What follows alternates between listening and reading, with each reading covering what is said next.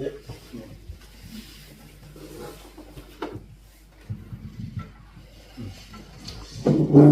안녕하십니까.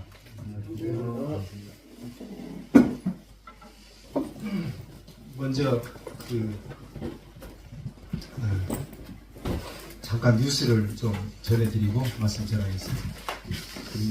저는 이제 청년대 구원받고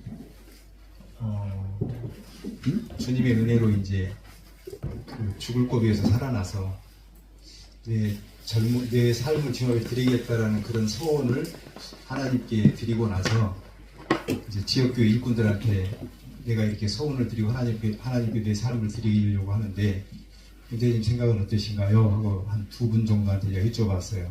그랬더니 사역이라는 것이 전임 사역한다고 해서 주님을 많이 하는 건 아니다. 그러면서 이제 그 당시에 이제 전임 사역자가 교회에 있었기 때문에 그때 성도 수가 이제 한 20분 정도 좀 됐어요. 근데 저까지 전문 사람이 전임 사역 한다고 하면 교회가 어려울 것 같다는 생각이 들으셨는가, 그런 교제를 해주시길래 지금은 내가 이렇게 전임 사역 한다는 말이 조금 시기상조인 것 같다 생각이 들어서 직장 생활을 했어요.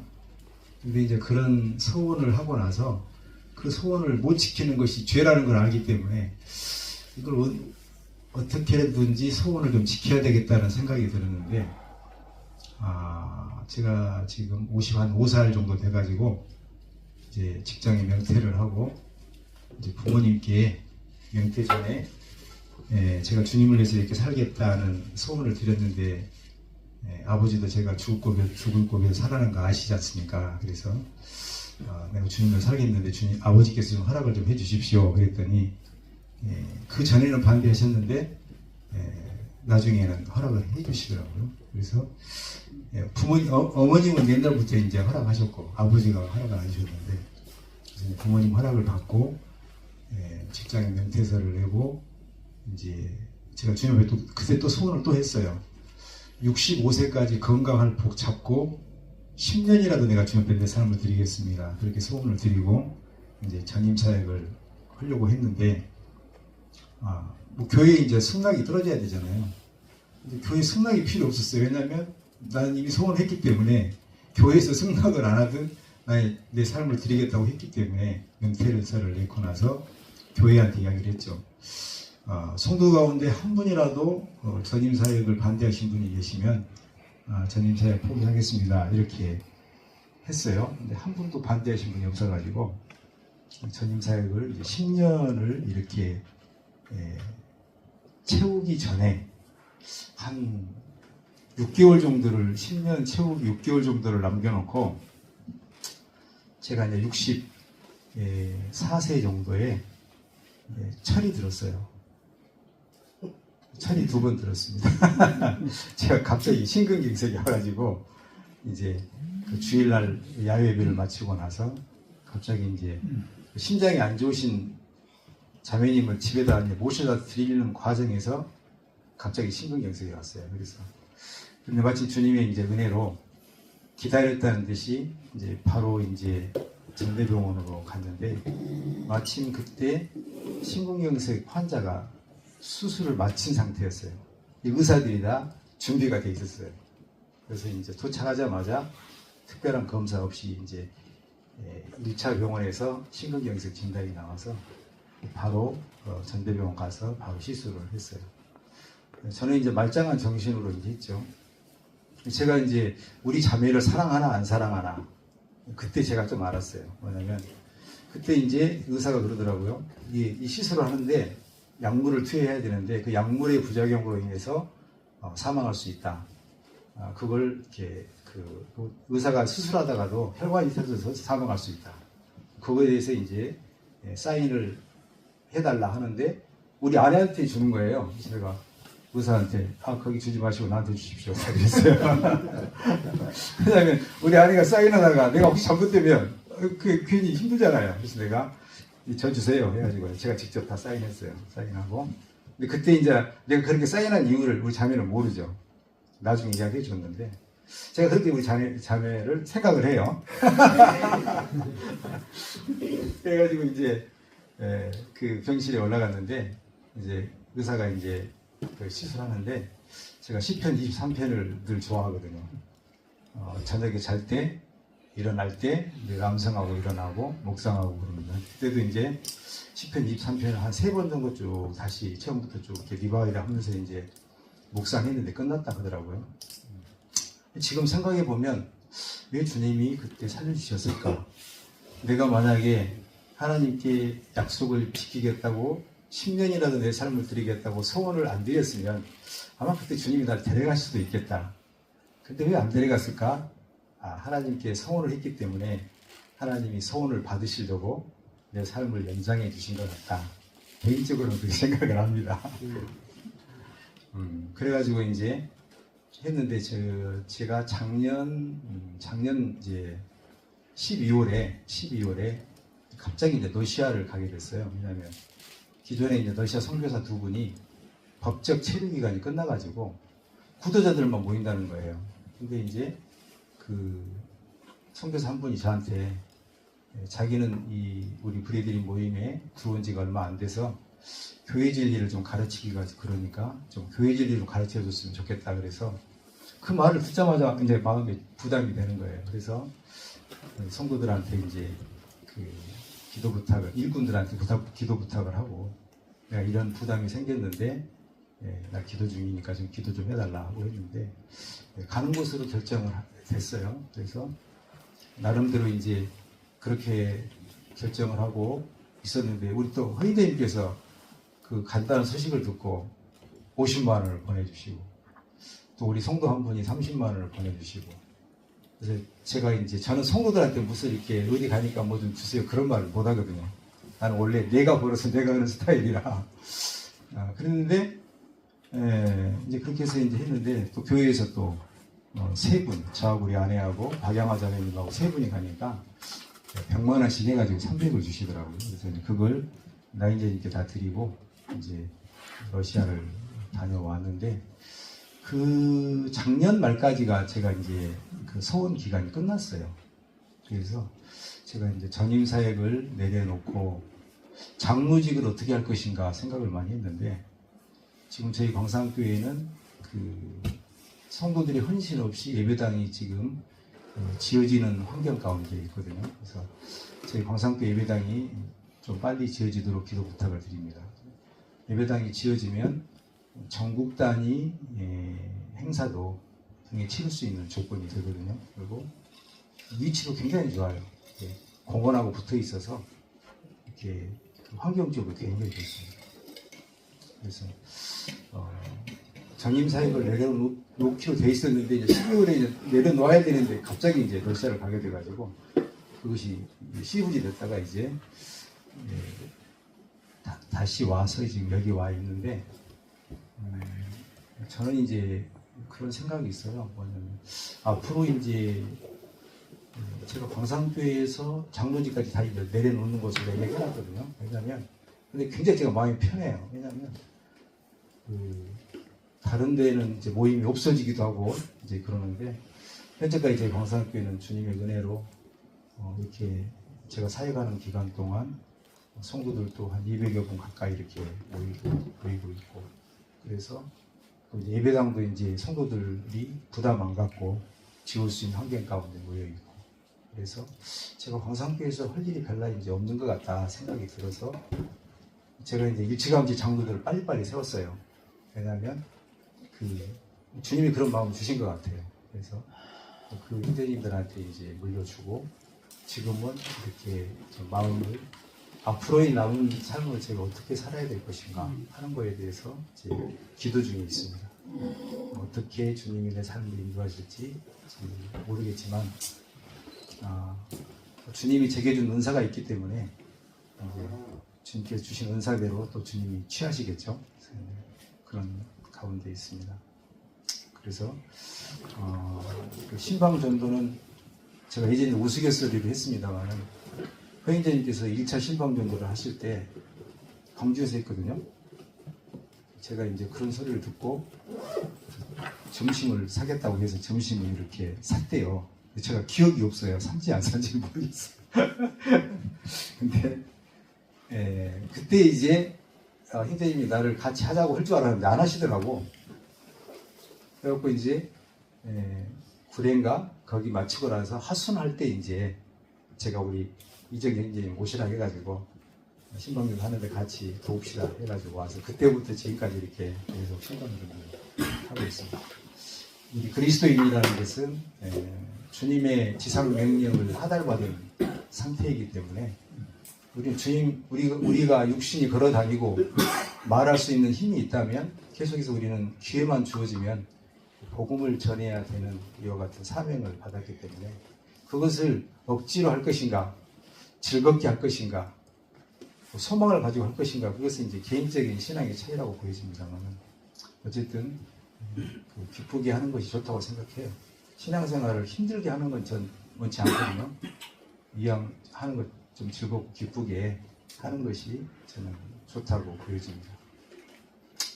제가 오늘도 이제 신방전도 이제 말씀이 이렇게 제가 이렇게 오늘 말씀이라고 해서 무슨 말씀을 전할까 그랬는데 제가 무슨 말씀 전하겠어요. 주님 말씀 드러내는 게 제 이제 임무이기 때문에 오늘은 이제 히브리서 2장 1절로 4절까지 이 말씀의 본문을 좀 우리가 함께 묵상하는 그런 시간으로 좀 갖고자 합니다.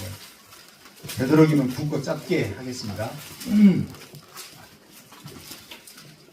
2장 1절부터 4절까지 제가 봉독해 드리겠습니다.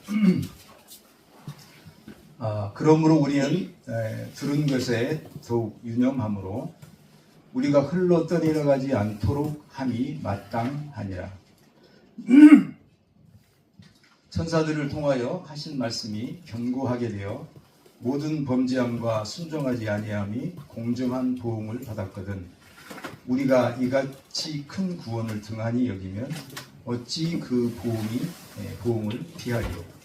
이 하나님도 표적들과 기사들과 여러 가지 능력과 및 자기의 뜻을 따라 성령이 나누어 주신 것으로서 그들과 함께 증언하셨느니라. 제가 1절부터 이제 4절까지 말씀을 이렇게 봉독해 드렸습니다만은 읽으시면서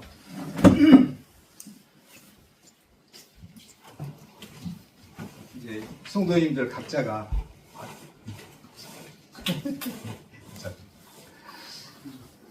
이제 이 말씀을 읽으면 이게 무슨 말씀인지 이제 와 닿죠. 무슨 말씀을 지금 하고 계시는지 와 닿죠.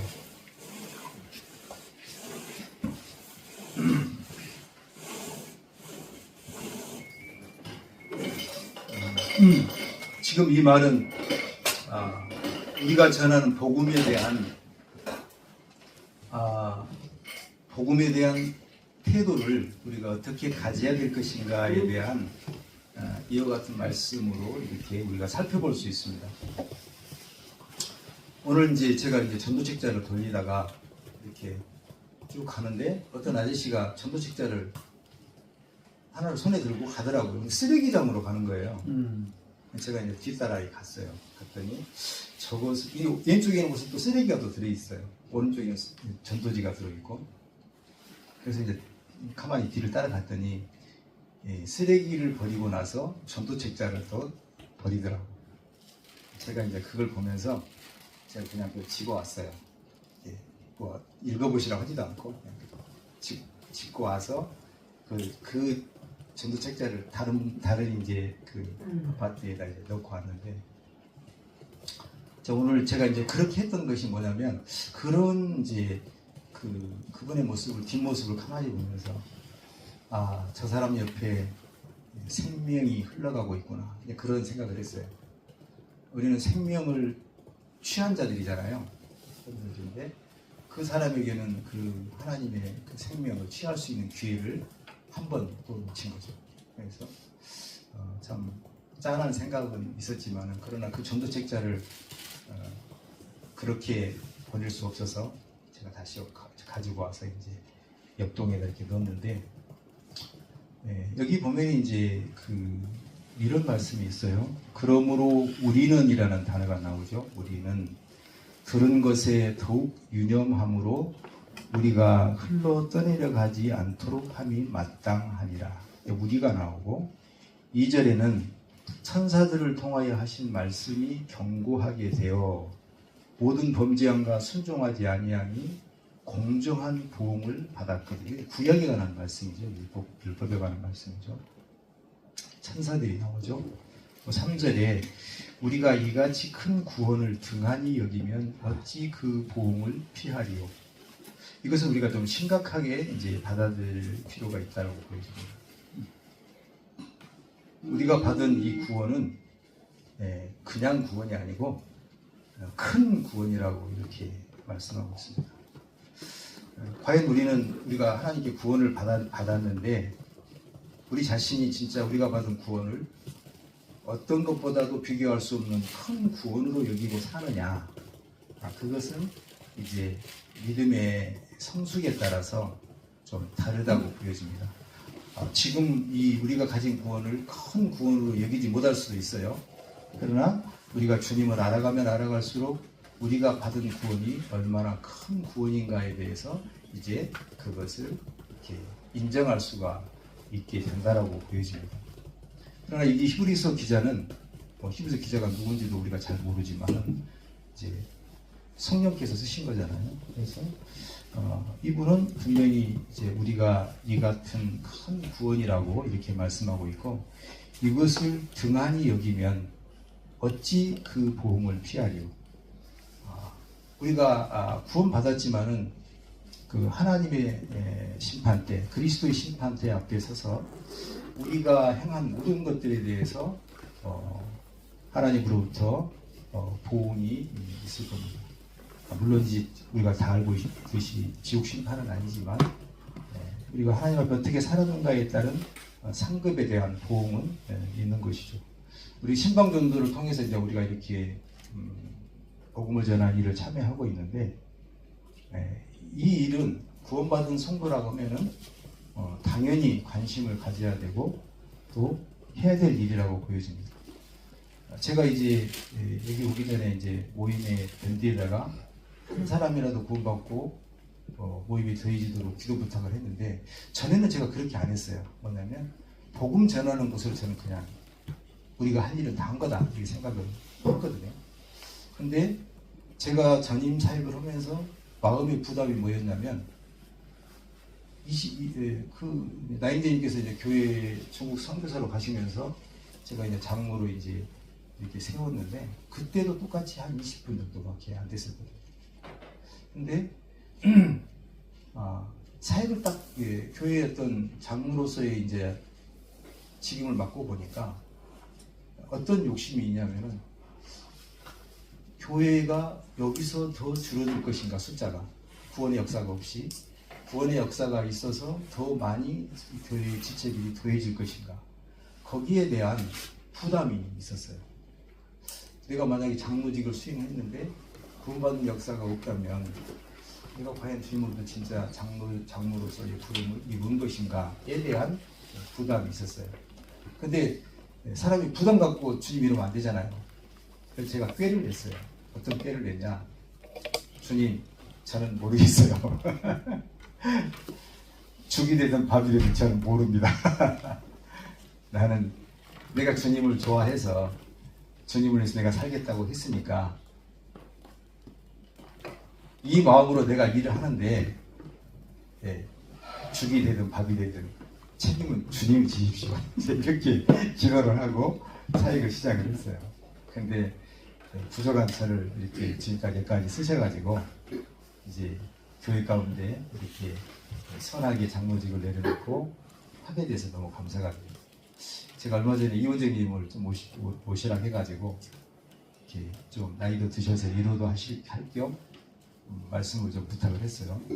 근데 전하고 그때 제가 이제 러시아에 있었거든요. 초청을 했는데 제가 같이 있어야 되는데 못 있고 갑자기 러시아로 들어가게 됐으니까 선생님 오시는 그냥 말씀 전하고도 못 듣고 말았습니다만 제가 이제 문자로만 넣었는데 나중에 통화를 했는데 선생님께서 그러시더라고요.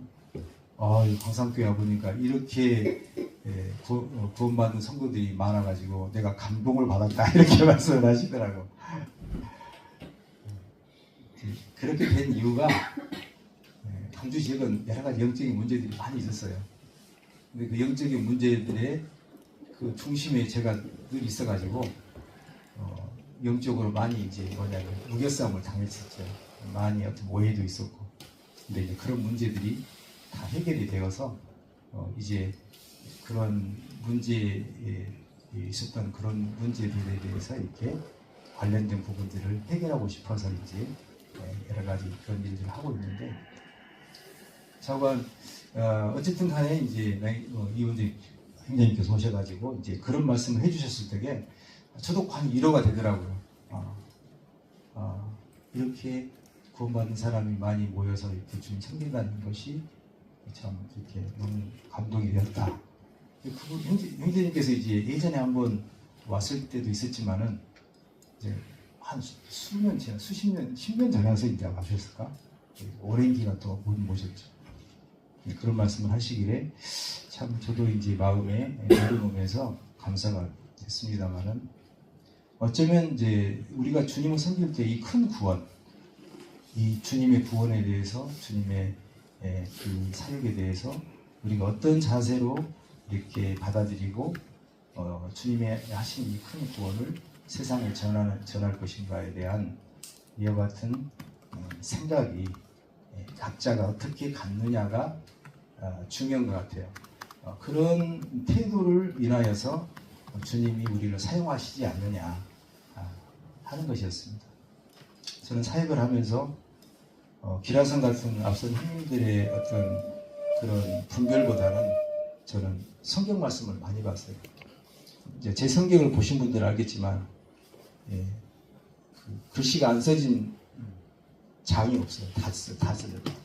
근데 이 책만 본 게 아니라 그 전에는 톰스 성경이 있을 때 그 주석이 달아졌어도 그 옆에 또 여백이 있거든요. 거기다 다 써져 있거든요.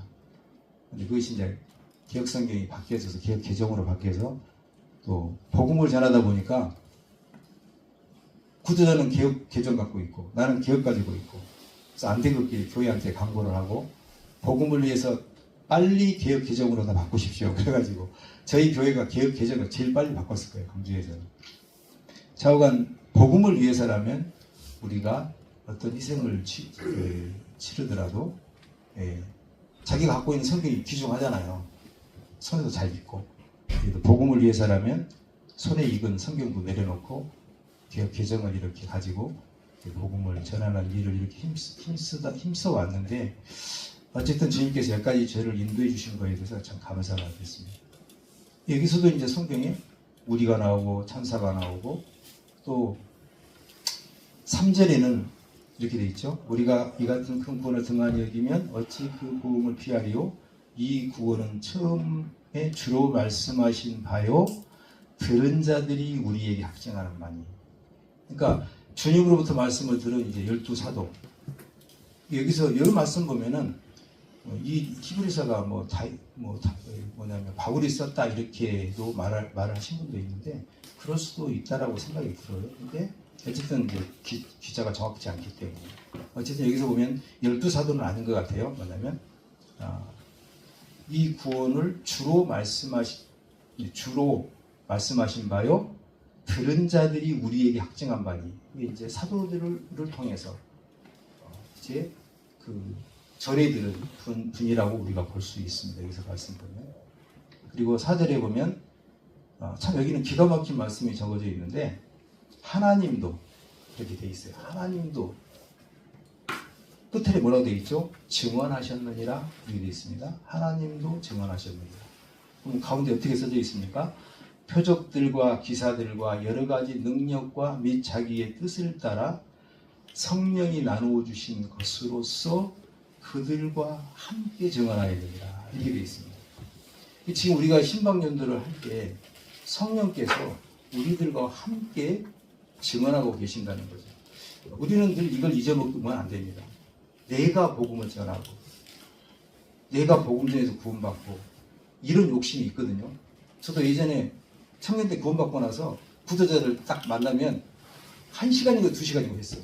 왜 이렇게 쉬운 복음을 믿지 못하는 거예요? 어떻게 질리도록 해버렸죠. 근데 그때는 내가 있어요. 내가 왜 못 믿냐? 막 이렇게 주님을 생각 안 하고. 근데 성경에는 분명히 하나님도 우리와 함께 증언하고 있다. 어떤 방법으로? 표적과 기사들과 여러 가지 능력과 자기의 뜻을 따라 성령이 나누어 주신 것으로서 그들과 함께 증언하였느니라 하셨느니라 이렇게 되어 있습니다. 그래서 우리의 모든 걸음걸음을 하나님은 정하시고 그 걸음걸음에 대해서 하나님은 판단하신다라고 되어 있습니다. 우리가 신방전도 다니면서 전도식자 가지고 걸어다니는 그 걸음걸음을 우리 주님은 다 세고 계신다는 거죠. 네가 지금 한 발을 뛸 때 어떤 사고를 가지고 그 발을 뛰고 있는지에 대해서 주님은 우리를 판단하신다는 거죠.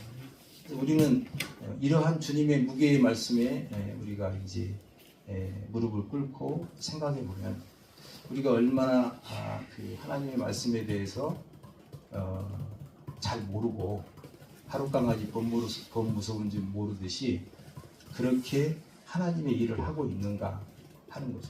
그러니까 우리가 하나님에 대한 생각과 하나님께서 우리에 대한 생각이 너무 차이가 많을 때가 많아요. 그러니까 겁 없이 하는 것 같아요. 겁 없이. 그래서 우리가 어떤 성도 하나하나를 대할 때 하나님이 함께 하시는 성도라고 생각하지 않으면 함부로 대하거든요. 근데 우리가 성도 하나하나에 대해서 구두자 하나하나에 대해서 하나님께서 관심을 가지고 계신 분, 주님의 보혈의 피를 저 구두자를 위해서 흘리셨다는 사실에 대해서 우리가 인정하면 그 한 개인의 구두자들에 대한 이와 같은 기대치를 우리가 가볍게 생각해서는 안 된다. 내 주변에 와 있는 구두자들은 하나님의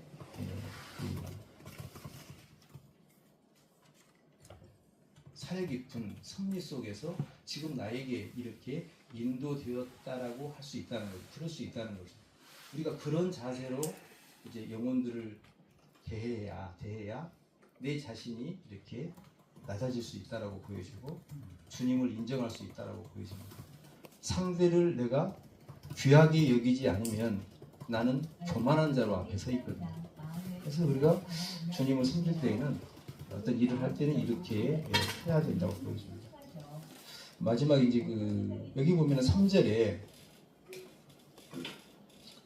1절에 보면은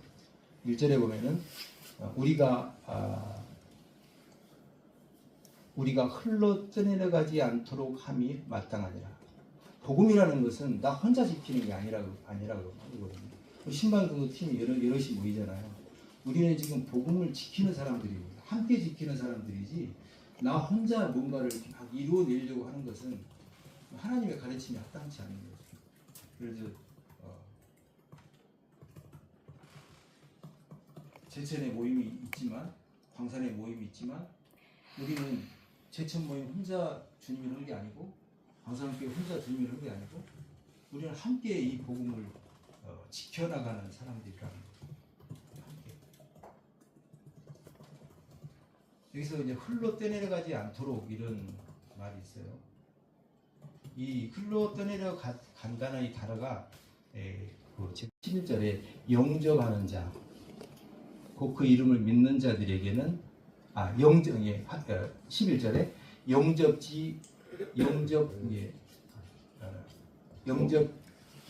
영접지 아니하였으나 이런 단어가 있어요.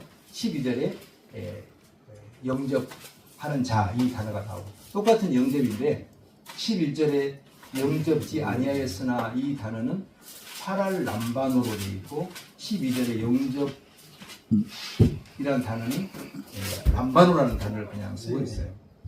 이 파라라는 단어가 가까이라는 뜻이 있고요. 람바노라는 뜻은 이제 가까이 두다라는 뜻이세요. 옆에 두다. 그래서 우리가 구원이라는 게 뭐냐?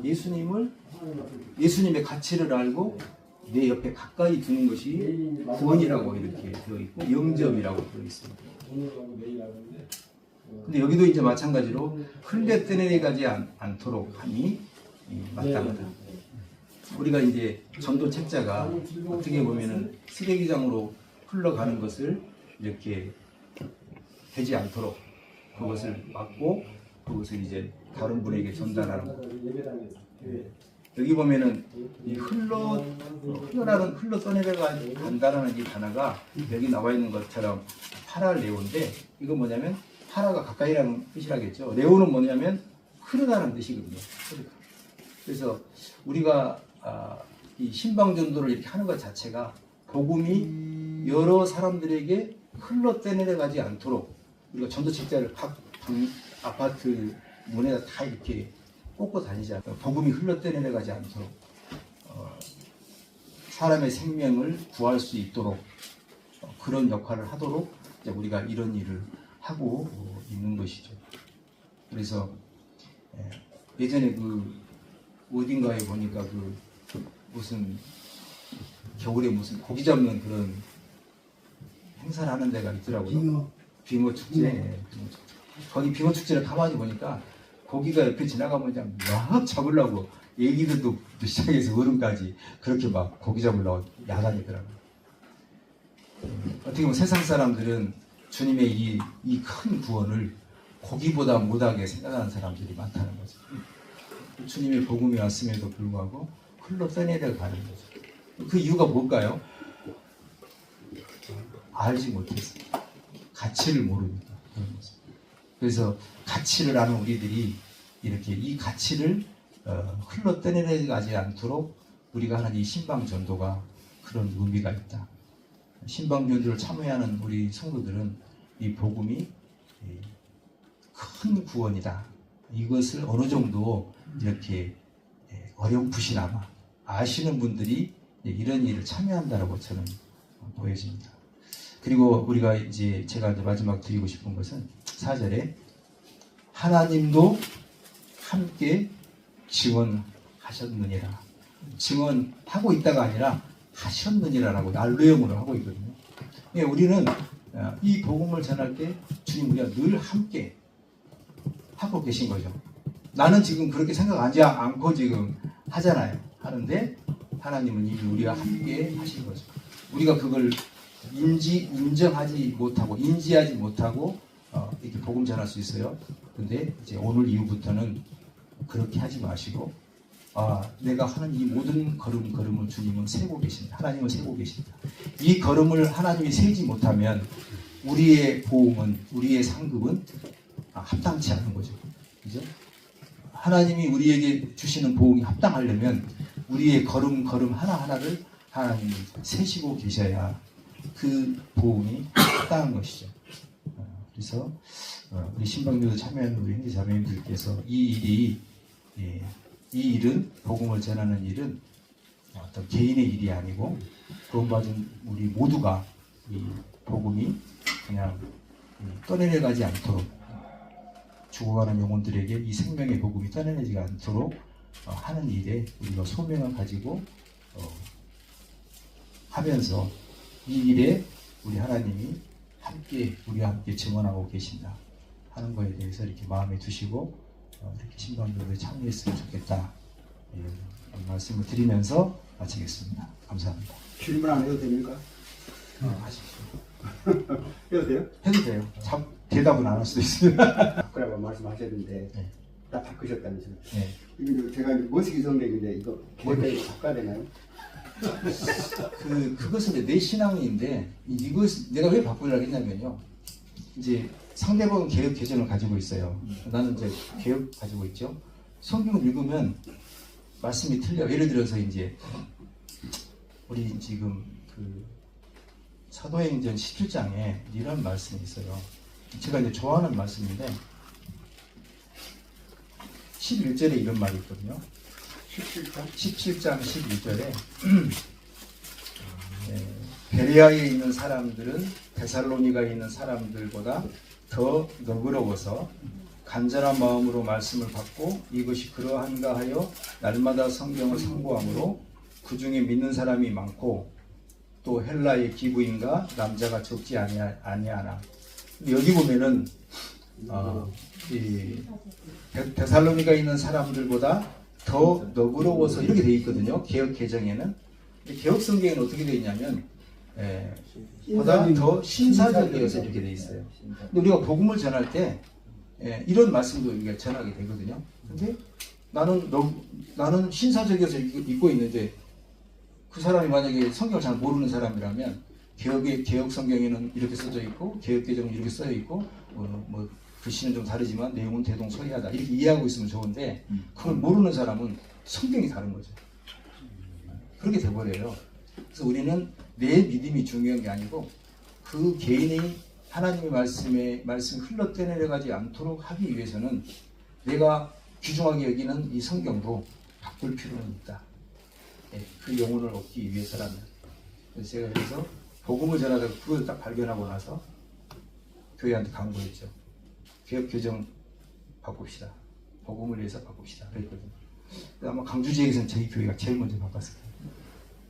영어 쪽에서 우리가 제일 빨리 잘했어요. 아니 교회 어떤 성도가 그 킹제임스를 쓰더라고. 어느 날 갑자기 그래가지고 그냥 못 쓰게 말은 안 하고 그냥 성경을 바꾸자 그래서 요즘에 또 이런 것도 있어요. 신천지가 개혁성을 쓰고 있다더라고요. 그래서 개혁 쓰고 있어요. 개혁개정 안 바꿨어. 거기는 한문을 많이 쓰잖아요. 개혁 성경이 한문을 많이 용. 신천지 교리가 개혁에서 많이 나가요. 그래서 일반 교파에서 뭐라고 쓰고 있냐면요. 개혁 쓴 데는 이단이야. 이렇게 막 또 뭐라고 치거든요. 도매금으로 넘어갈 수가 있어요. 이게 그런 것도 이제 어떻게 보면은 복음이 가려지지 않도록 하기 위해서 개혁이 개혁을 개정을 했다. 이게 개혁이거든요. 이거 개혁. 이거 옛날에 개혁 한글이라고 그래. 개혁 한글. 자, 그러면 일단은 오신 아버지 하나님 감사합니다. 하나님께서 죄인된 우리들을 구원하시기 위해서 저희들의 죄만 용서해 주신 것이 아니라 세상의 모든 사람의 죄를 십자가에서 대속의 피를 흘려 주셔서 대속해 주심에 대해서 감사를 드립니다. 우리가 이곳에 모여서 제천 지역의 영혼들을 위해서 전도 책자를 배포하고 또 개인 상담을 하면서 복음을 전하고 있습니다. 하나님의 복음이 흘러 떠내려가지 않고 제천에 구원받을 만한 영혼들의 심령 가운데 뿌리가 내려서 참 생명의 열매를 맺힐 수 있게 되기를 간절히 부탁을 드립니다. 제천 지역을 위해서 복음을 위해서 수고하시는 행전님의 가정을 지켜주시고 또 성도들을 붙잡아 주시게 되기를 부탁을 드립니다.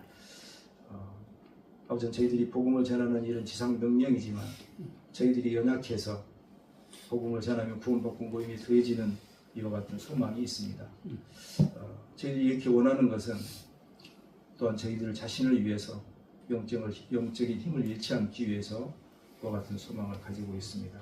하나님께서 저희들의 소망을 긍휼히 여겨주셔서 구원받고 모임이 더해지는 이와 같은 놀라운 역사가 있게 되기를 간절히 부탁을 드립니다. 마치는 날까지 하나님께서 저희들을 붙잡아 주시고 손 인도해 주시게 되기를 부탁드립니다. 저희들의 모든 걸음이 하나님께서 세시고 계신 걸 알고 있습니다.